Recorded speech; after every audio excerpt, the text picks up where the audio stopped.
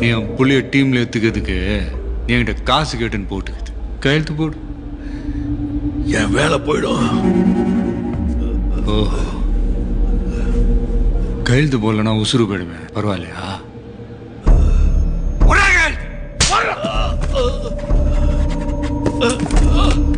காசு இருக்கிறவன் மேல வர்றதுக்கு 1000 வழிகள் இருக்கு. ஏழை பாளைய முன்னேறதுக்கு ஸ்போர்ட்ஸ் மாதிரி 1-2 தான் இருக்கு. அதுலயே வியாபாரம்.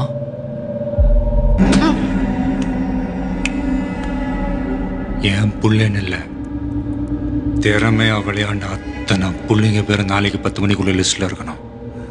இல்லைன்னு வெய், இந்த பத்திரம் எங்க இருக்கணுமோ அங்க இருக்கும்.